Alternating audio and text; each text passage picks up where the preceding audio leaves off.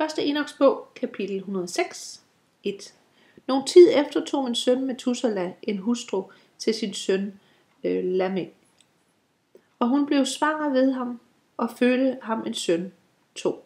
Og hans krop var hvid som sne og rød som rosenblomster, og hans hovedhår var hvide som uld, og hans øjne var som solens stråler, og når han åbnede sine øjne, oplyste han hele huset som solen, så at hele huset var meget lyst. 3.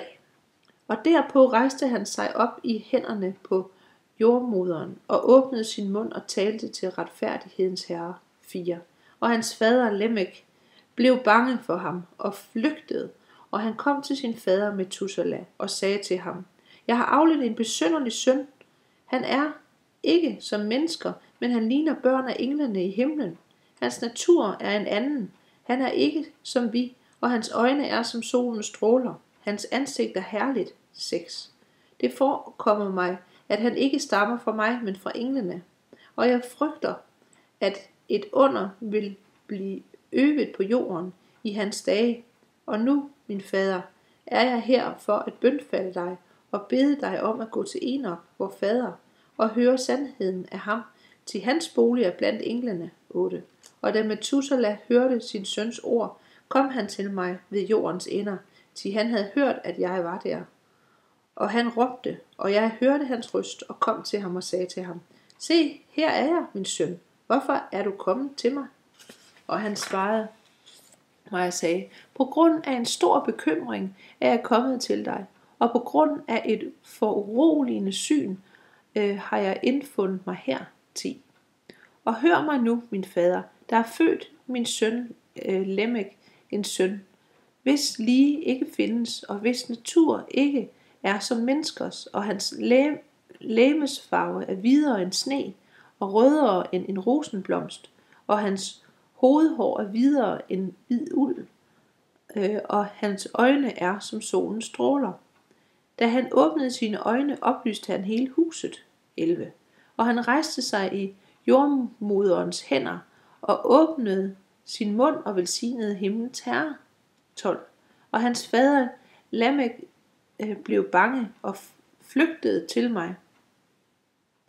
Han tror ikke, at han stammer fra ham, men er et afbillede af himlens engle. Og se, jeg er kommet til dig for, at du kan forkynde mig sandheden. 13. Og jeg, Enok, svarede og sagde til ham: Herren vil udføre nye ting på jorden, og dette har jeg allerede set i et syn og kundgjort dig, at i min faders Jarls slægtled overtrådte nogle af himlens engle Herrens ord. 14.